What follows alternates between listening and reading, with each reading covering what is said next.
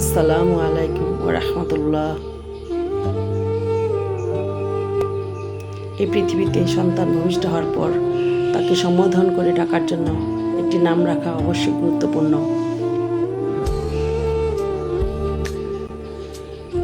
রাসূল সাল্লাল্লাহু আলাইহি ওয়াসাল্লাম শিশুর জন্মের ৭ম দিনে উত্তম ও সুন্দর অর্থবোধক নাম রাখার নির্দেশ দিয়েছেন। এই সুন্দর নাম রাখার তাগিদে রাসূল সাল্লাল্লাহু আলাইহি ওয়াসাল্লাম আবু দাউদ শরীফে ইরশাদ করেছেন, কিয়ামতের দিন তোমাদেরকে নিজের নামে ও পিতার নামে ডাকা হবে। সুতরাং তোমরা সুন্দর নাম রাখো। কিন্তু কেমন হবে যখন জানতে পারবেন আপনার সন্তানের নাম রেখেছেন হারাম এবং নাজায়েজ?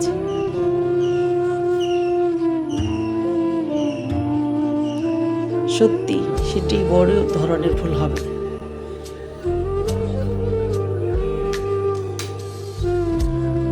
তাহলে এই ভিডিওতে আমরা জানব মুসলিম ছেলেদের 10টি নাম, যেগুলো রাখা ইসলামে একেবারে নিষেধ বা হারাম।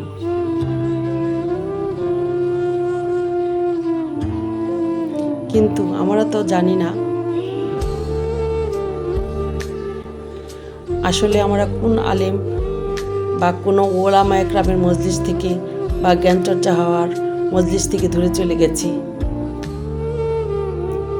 আর মানুষের মুখে মুখে শুনি, নেট জগৎ থেকে কোনো অর্থ না জেনে নামগুলো রেখে দিই।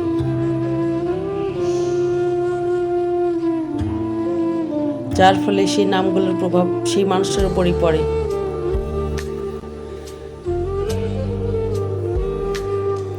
তাই নাম রাখার আগে নামের অর্থটি ভালোভাবে জেনে নেবেন।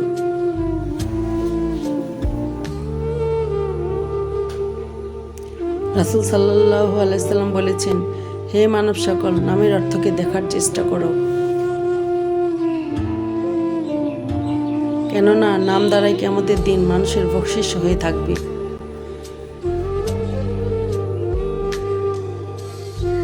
তো চলুন সেই 10টি নাম সম্পর্কে জেনে নেই।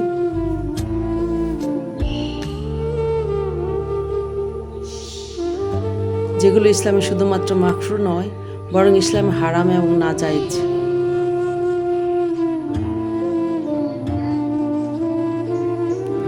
আর এগুলো হারাম হওয়ার কারণ হলো ওই নামগুলোর আসল অর্থ। এই নামগুলোকে এর অর্থের জন্য ইসলামে হারাম করা হয়েছে। এই জন্য কোনো মুসলমান যেন ভুল করে ওই নামগুলো না রাখে।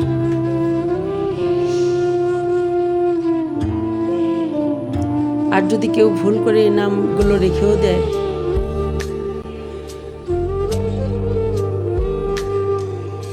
তাহলে তারা যেন নামগুলো পরিবর্তন করে নেয়। তাহলে চলুন যে 10টি নাম ইসলামে রাখা বারণ করা হয়েছে।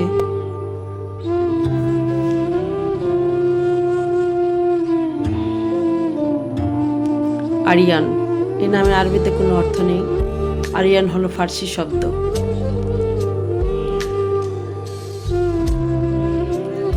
আর ফার্সিতে যে সমস্ত মানুষ গান গেয়ে থাকে তাদের ব্যান্ডের নাম হচ্ছে আরিয়ান।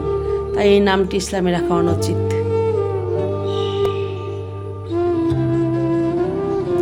জোহান, জোহান শব্দের অর্থ পাওয়া যায়নি।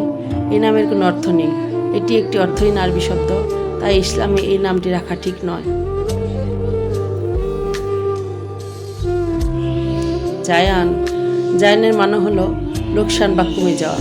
এটি একটি ফার্সি শব্দ। আরবিতে এর কোনো অর্থ নেই, তাই জায়ান নাম রাখার মানে হলো নিজের ক্ষতি করা। আরিশ, এর অর্থ হলো জীবজন্তু রাখার খোয়ার।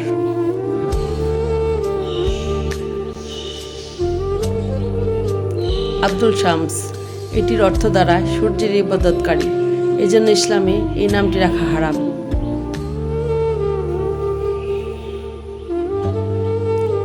গফুর উদ্দিন, এই নামটি ইসলামে রাখা জায়েজ নয়। গফুর অর্থ ধ্বংস করে দেওয়া, আর দিন মানে ইসলাম, তাহলে অর্থ দ্বারায় দিনকে ধ্বংস করে দেওয়া। এই জন্য এই নামটি কখনো রাখবেন না।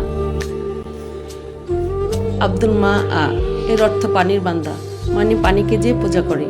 ইসলামে এই নামটি রাখা হারাম করা হয়েছে।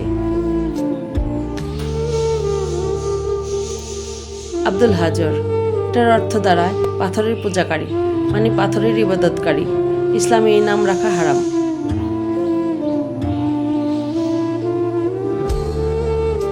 গাইয়ুর, এই নামের অর্থ হচ্ছে হিংসাকারী, তাই এই নামটিও রাখা জায়েজ নয়। আহমদ নবী বা মোহাম্মদ নবী, এই নামগুলো ইসলামে রাখা ভুল।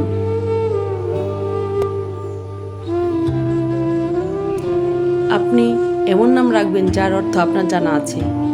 একটা কথা সবসময় মনে রাখবেন যে কোনো ব্যক্তির চরিত্রের পেছনে তার নামের বিশেষ ভূমিকা থাকে।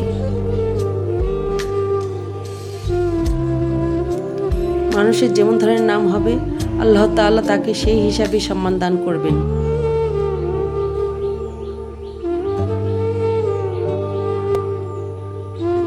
অতএব আপনার আমার সন্তানের নাম রাখার ব্যাপারে সাবধানতা অবলম্বন করতে হবে, যাতে নামের কারণে তাদের উপর খারাপ কোনো প্রভাব না পড়ে, তাদের জীবনটা যেন হয় সুন্দর ও সাবলীল। ভিডিওটা যদি ভালো লাগে তাহলে একটা লাইক দিবেন দয়া করে, আর এমন আরও ভিডিও চাইলে আমাদের পাশে থাকবেন ইনশাআল্লাহ।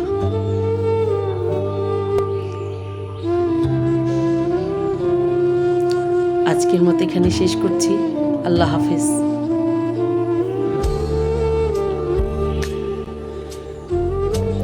আসসালামু আলাইকুম ওয়া রাহমাতুল্লাহ।